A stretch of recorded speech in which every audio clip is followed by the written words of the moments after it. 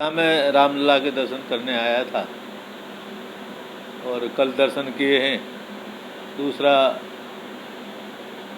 रामलला के जन्मभूमि पर भव्य मंदिर का निर्माण हो रहा है, वह कार्य भी तेज गति से चल रहा है, उसका भी दर्शन किया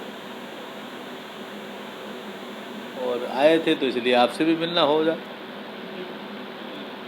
जमीन खरीद जिनका आप नाम ले रहे हैं उनके बारे में शायद आपको जानकारी होगी। उनका स्वयं स्वभाव है झूठ छल प्रपंच के द्वारा राजनीति को कब्जा करना। आपको सब ध्यान ही है कि दिल्ली में सरकार केवल झूठ के आधार पर बनी। वो कहते रहे शीला के खिलाफ FIR लिखाएंगे, जांच कराएंगे, लेकिन शीला जी चली गई, आज तक कुछ नहीं हुआ। और लोग बताते भी हैं, पूरे देश में चर्चा का विषय सोशल मीडिया पे भी है, जिन्होंने स्वयं टिकट बेच करके राजनीति शुरू की हो सिनेमा हॉल पर, वो देश को भी बेचने के इरादे से सब काम कर रहे हैं। और उन्होंने जो आरोप जिन लोगों पर लगाए हैं, जो वास्तव में मनगढ़ंत हैं और झूठे हैं, और कितनी ज़ोर से उन्होंने उछाला है अपनी प्रेस में भी और अपने पत्र में भी कि 5 मिनट में करोड़ों रुपए का हेराफेर हो गया, जबकि कोई भी डीड भी लिखने में क्या 5 मिनट लगेंगे? मैं आपसे यही प्रश्न पूछता हूँ। लेकिन वो रजिस्ट्री होना, एक रजिस्ट्री की प्रक्रिया है, वो है रजिस्ट्री 5 मिनट में हो जाए।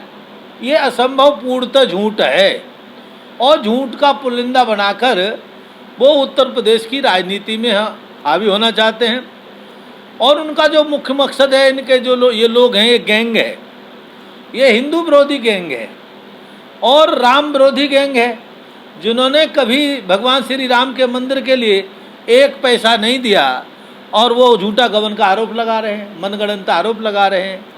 तो उनकी नीयत पर खुद ही प्रश्न उठता है।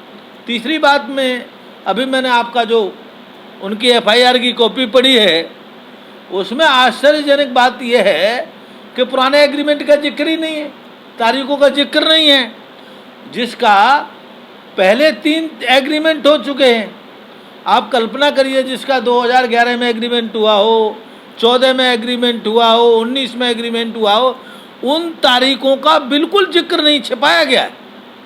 और जो इतना पुराना एग्रीमेंट था और उसको आकर के 2021 में रजिस्ट्री हुई है, तो आप क्यों छिपाई ये बात? इसीलिए छिपाई है, देश की जनता को भ्रम में डाल करके, गुमराह करके, भगवान श्री राम का भव्य दिव्य मंदिर ना बने, वह रुक जाए, ऐसी इनकी नीयत है।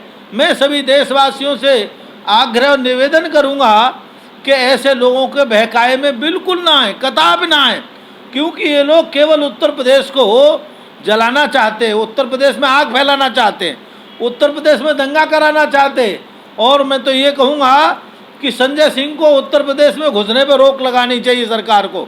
उत्तर प्रदेश सरकार को गंभीरता के साथ रोक लगानी चाहिए। जो आदमी मनगढ़ंत झूठे आरोप लगाता हो और FIR की लिखाने की बात करता हो, तो वास्तव में यहाँ पर उपद्रव कराना चाहता है, लफड़ा कराना चाहता है और राम मंदिर का काम रुके, ऐसी नीयत है। तो मैं उत्तर प्रदेश सरकार से विशेष आग्रह करूँगा, उसको उत्तर प्रदेश में घुसने से रोका जाए, ताकि आने वाला 2022 का जो चुनाव है, उनमें वो चुनाव भी शांति से संपन्न हो, निर्विवाद संपन्न हो। यह भी सरकार की जिम्मेदारी है।